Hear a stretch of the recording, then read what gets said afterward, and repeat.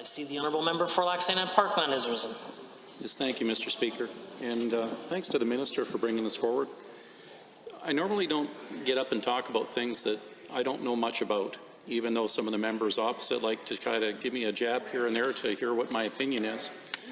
But what has come evidently apparent here is any Tom, Dick, or Harry can stand up and start chirping about what should be done better.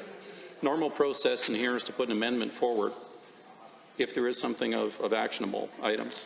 The other thing that becomes vastly apparent to me is that most of the members opposite have worked in this field of social services and dealing with a lot of these items.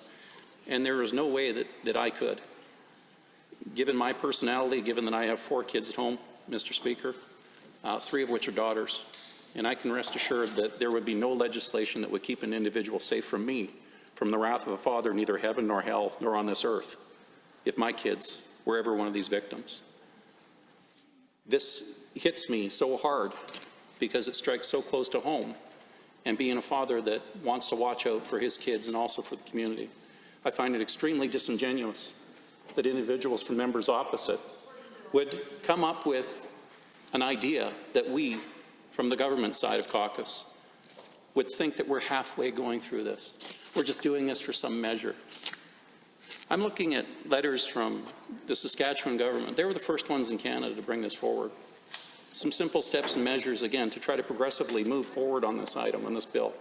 The members opposite had 4 years. With all their knowledge, their vast support, and actually being the government, they could have bolstered everything up. Instead, they choose to criticize and pick away at what someone is taking the steps to go forward. Our minister is a brand new father. Guarantee this is genuine and from the bottom of his heart to try to do something to help these poor kids. I find it shameful that you would take that approach, quite frankly, given your past experience and where you're at. I'll speak through the chair because obviously that's too close to what the truth is for you.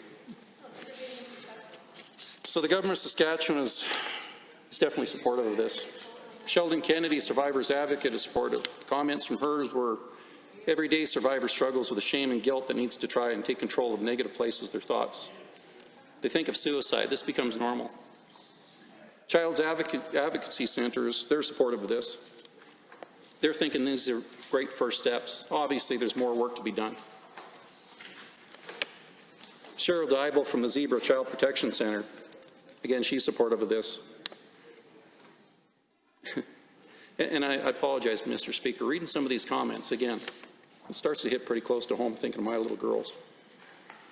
You got the Alberta Foster Kinship Association, they're supportive of this. She says, you know, quote unquote, I think this is a wonderful thing. Was unaware of this loophole and thinks that something could be done that's long needed in protection of children. Again, what our minister has done through this and other bills is he's taken direct action. He hasn't pontificated and stood back and waited. He's actually taking steps and moving it forward. Is it the be-all, end-all and silver bullet? Heck no. But we're taking out obviously measured steps to make sure this goes forward.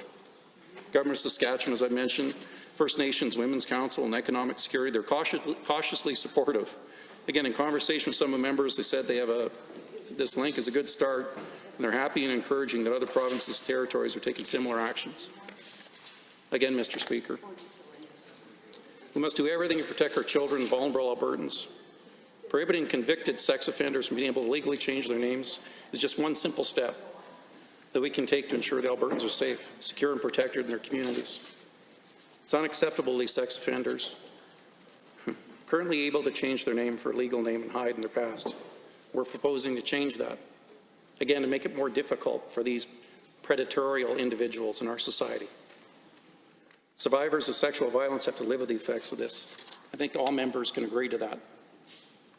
We want to help try to prevent these acts from taking place in the first place.